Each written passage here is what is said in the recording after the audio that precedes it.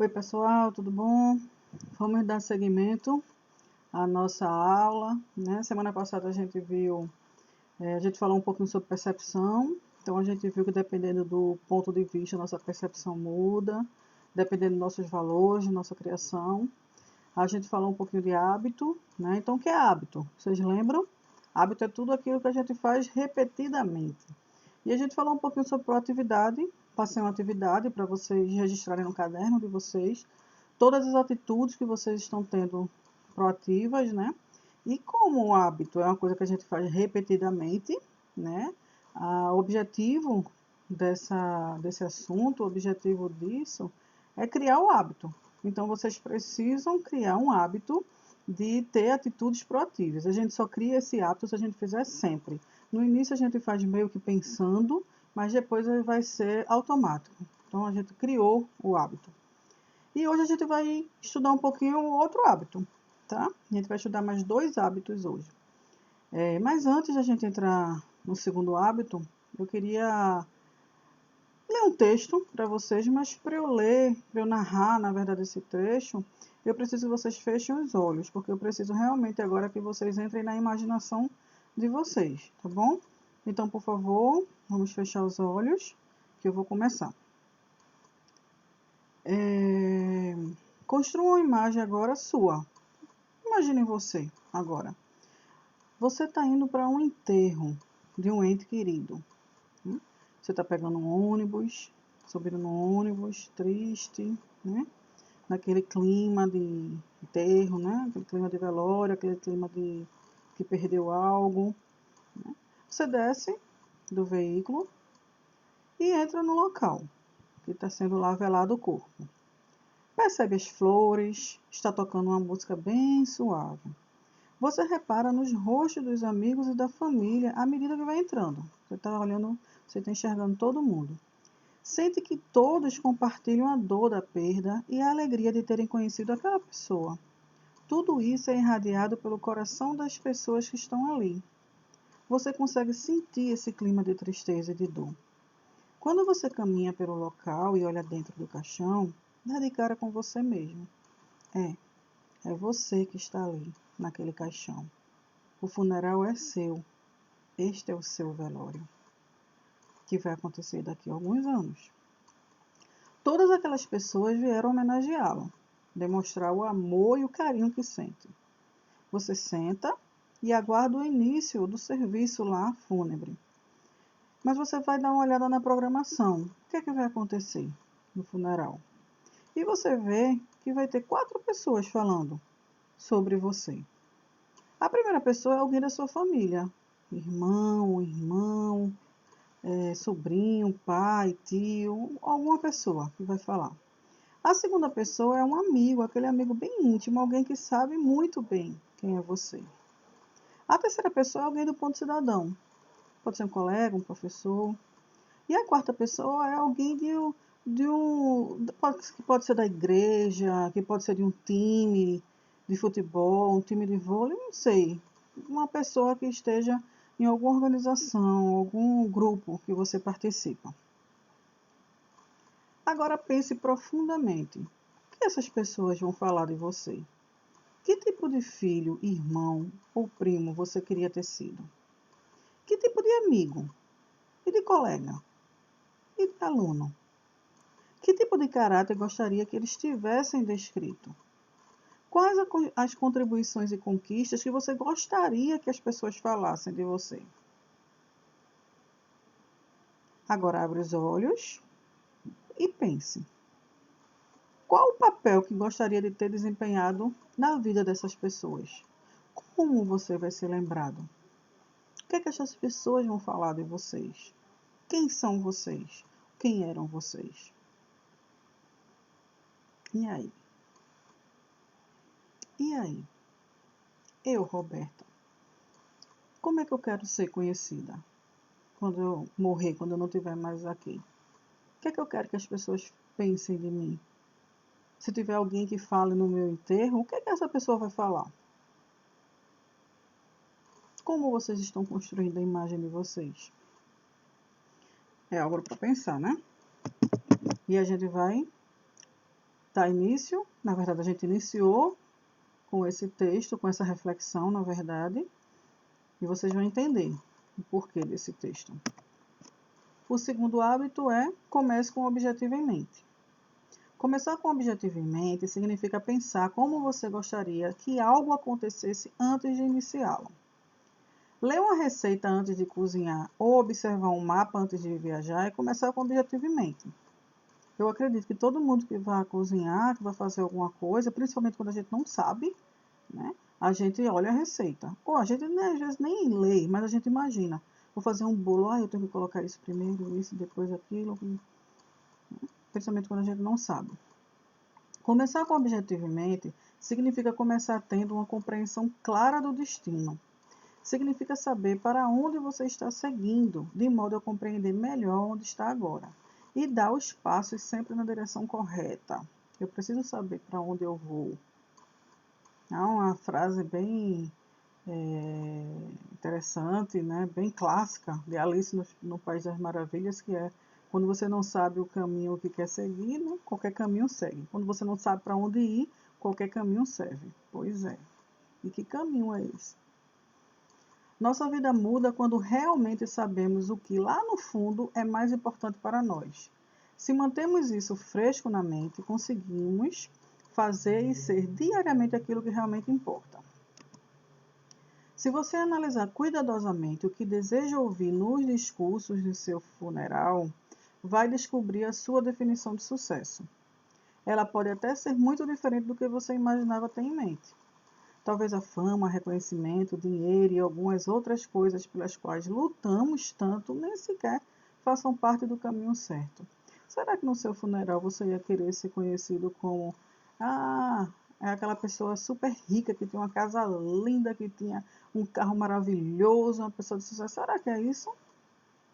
Será que é isso que você quer no seu discurso?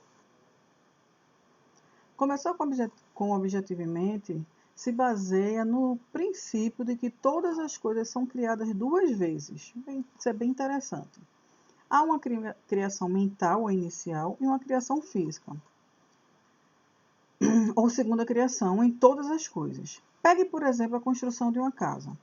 Você a cria detalhe por detalhe antes mesmo de martelar o primeiro prego. Tenta ter uma noção bem clara do tipo de residência que desejam. Se deseja uma casa voltada para a família, deseja colocar uma sala íntima no lugar natural de uma sala de visitas, prevê um pátio externo para as crianças brincarem, portas corrediças, trabalha com ideias, trabalha com a mente, até ter uma imagem clara do que deseja construir. Depois você transforma isso em uma planta e começa a planejar a construção. Tudo isso se faz antes de tocar o solo. Caso contrário, na segunda criação, uma criação física, você precisará gastar uma fortuna para fazer modificações, o que dobrará o preço da casa. Entendem que primeiro a gente precisa pensar, que é isso que ele fala, a primeira criação é mental. Né? Esse exemplo da casa ela é fantástica, dessa construção. Porque se você pensa em construir, se tem alguém aí pensando em construir uma casa, você primeiro sonha com ela, primeiro você planeja o que é que eu quero. Eu quero 2 banheiros, não, eu só quero um banheiro. Não, eu quero 3 quartos, não, eu quero 2 quartos. E depois disso, de você pensar, de você sonhar, você vai desenhar. Você geralmente desenha e diz, poxa, é assim, eu queria minha casa assim, eu queria esse jardim assim. Porque você imagina, se você for começar a construir sem você pensar antes. Imagine, é a mesma coisa com a nossa vida.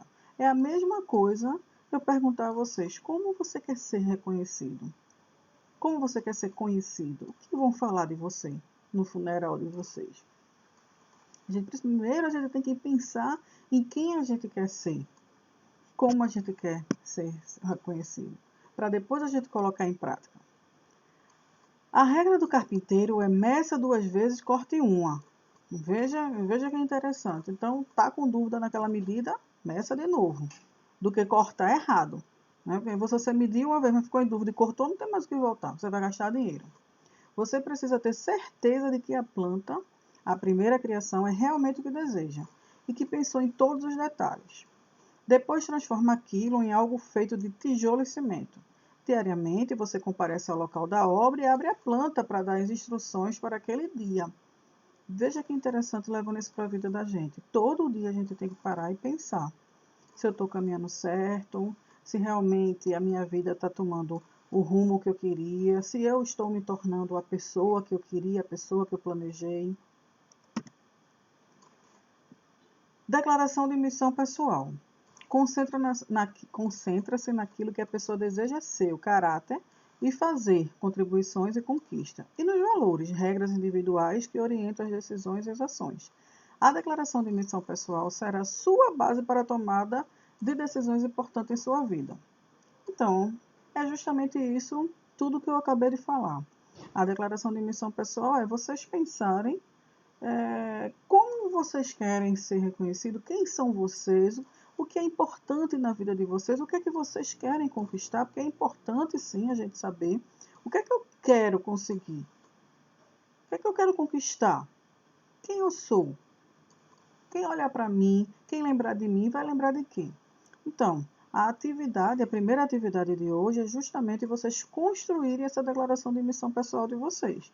Vocês não vão me entregar, né? Como eu já disse, vocês vão colocar no caderno de vocês. Tem lá a primeira atividade, que são as atitudes proativas. Vocês podem colocar quantas vocês quiserem colocar lá. A segunda atividade é a declaração de missão pessoal. Tá? Eu quero que vocês coloquem mesmo. Primeiro hábito, proatividade. Então, vocês colocam as atitudes. Segundo hábito, declaração de missão pessoal. Tá bom? Deixa eu dar uma lida aqui, uma declaração de missão pessoal de uma pessoa para ajudar vocês. Uma mulher procurando equilibrar seus valores relativos à família e ao trabalho expressou seu senso de missão pessoal de um modo bem diferente. Gente, a declaração de missão pessoal não tem um padrão, tá? É do jeito que vocês imaginarem fazer. Não é uma coisa, professora, como é que eu tenho que fazer? Tem sei lá, um padrão que eu tenho que seguir? Não. Cada um é individual, certo?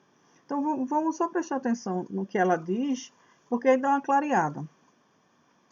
Ela diz: procurarei equilibrar carreira e família da melhor forma possível, pois ambas são importantes para mim. Veja que ela coloca a família e a carreira dela como prioridades. Meu lar será um lugar onde eu e minha família, amigos e convidados sentiremos alegria, conforto, paz e felicidade. Por isso, procurarei criar um ambiente limpo e ordeiro e ao mesmo tempo gostoso de se viver e confortável. Veja que interessante, é uma coisa simples, né? Mas é a declaração dela, é uma parte da declaração dela. Ela quer que as pessoas se sintam bem na casa dela, ela quer se sentir bem na casa dela, ela quer que as pessoas entrem, se sintam bem, estejam confortáveis. É interessante, eu achei muito interessante quando eu li essa declaração dela. Usarei minha sabedoria para escolher o que vamos comer, ler, ver e fazer em casa. E, principalmente, preciso ensinar meus filhos a amar, a aprender a rir e a lutar para aprimorar seus talentos específicos. Que é fantástico isso. Veja, ensinar os filhos a aprender a rir. Veja o que é valor para ela. Eu fico imaginando no velório dessa pessoa o que os filhos não vão falar dela, né? Eu valorizo os direitos, liberdades e responsabilidades de nossa sociedade democrática. Serei uma cidadã informada e engajada no processo político, para garantir que minha opinião seja ouvida e meu voto levado em conta. Veja, ela falou da família, né, de como quer criar os filhos, de como quer receber os amigos, e agora ela está falando como cidadã, né? Seria uma pessoa empreendedora que exerce a iniciativa para conseguir atingir suas metas. Tomarei a dianteira em situações e oportunidades, recusando uma postura passiva. Ela está dizendo aqui que se recusa a ser passiva, ela quer ser ativa. Tentarei sempre me manter livre de hábitos e vícios destrutivos. Desenvolverei hábitos que me livrem dos velhos padrões e leads e que possam expandir minha capacidade de escolha. Veja que ela coloca aqui, desenvolverei hábitos. É justamente isso que a gente está trabalhando. A gente consegue, a gente pode desenvolver hábitos.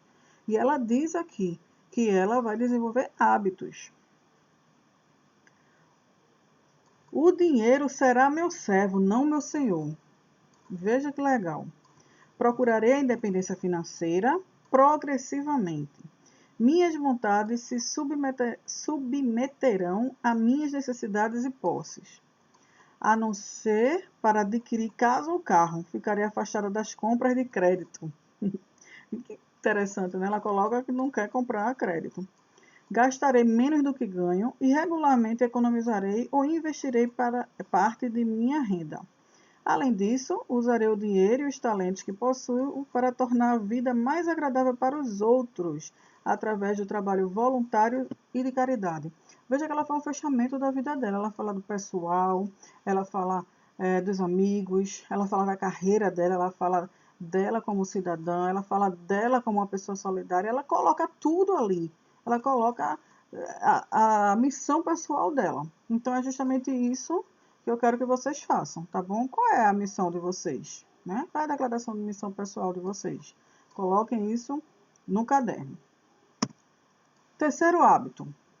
Faça primeiro o mais importante. O hábito 1 diz: você é o criador, você está no comando. Independente se faça chuva ou faça sol, você pode fazer com excelência, seja proativo. Lembra disso? O hábito 2 consiste na criação inicial mental. Ele se baseia na imaginação, criar com a mente aquilo que não podemos ver com os olhos no momento. É a capacidade de detectar nosso caráter único e a orientação pessoal, moral e ética dentro das quais podemos atingir nosso objetivo com alegria. É a visão daquilo que queremos e poderemos nos tornar, que a gente acabou de ver. O hábito 3, então, é a segunda criação, é a elaboração física. Lembra do exemplo da construção da casa? Primeiro pensa, planeja e depois executa. Pensem que o hábito 3 é a realização, é a transformação em realidade dos hábitos 1 e 2. É uma atuação no dia a dia, a cada segundo. É a capacidade para tomar decisões e fazer escolhas. É a habilidade para agir, de levar adiante seus planos desenvolvidos proativamente. Gente, não adianta também a gente só pensar como a gente quer ser reconhecido, pensar na declaração de missão pessoal da gente e a gente não agir. O terceiro hábito é justamente isso, né? O segundo diz planeje e o terceiro diz execute. Você precisa executar, você precisa colocar em prática. Para que se conseguir atingir o terceiro hábito, é preciso disciplina e organização. Eu ouvi um dia desse uma frase que me chamou muito a atenção. A frase dizia algo mais ou menos assim: se você não tem força de vontade, tenha ao menos disciplina. Eu achei muito interessante isso. Que às vezes a gente diz: eu não tenho força de vontade para isso, mas se eu tiver disciplina, eu consigo. Se você for um administrador eficaz da sua pessoa, a disciplina vem de dentro. É um produto de sua vontade. Você se torna um seguidor de seus próprios valores fundamentais. Fazer primeiro o mais importante significa decidir o que é mais importante e cuidar disso primeiro. É saber dizer não para as coisas que não são prioridades. E você consegue fazer isso? Dizer não quando não é prioridade, ou você atropela? A gente se pega fazendo coisas que não são prioridades. E a gente precisa organizar. A gente precisa organizar o tempo da gente. Eu preciso saber o que é prioridade para mim. Para me organizar e para que eu consiga colocar em prática esse terceiro hábito. Lembrando, hábito só se torna hábito, só é hábito quando é realizado repetidamente. Então, ele só vai se tornar um hábito na vida de vocês se vocês praticarem, se vocês fizerem sempre.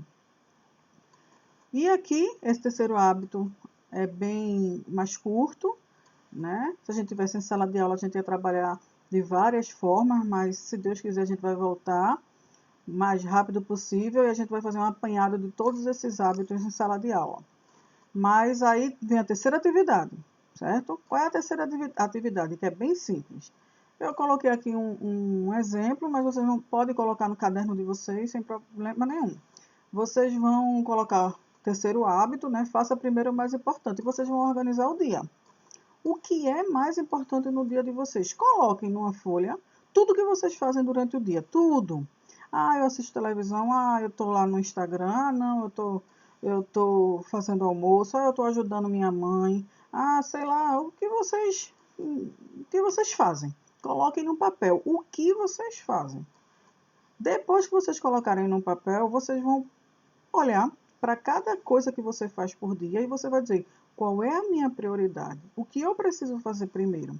Será que eu estou dando o valor devido àquela prioridade? Ou que era prioridade eu estou deixando para mais tarde? Eu não sei, só vocês podem responder. Mas a atividade que eu quero é justamente que vocês coloquem no papel a ordem de prioridade durante o dia de vocês. Quem quiser fazer o da semana também, fiquem à vontade. Mas a princípio é durante o dia. O que é que vocês, quais são as prioridades de vocês durante o dia? Certo? Eu digo mais uma vez que alguém tiver dúvida, entre em contato comigo no privado que a gente esclarece. Tá certo? Gente, ó, muito obrigada, tá certo? Tenham um bom dia e até a próxima.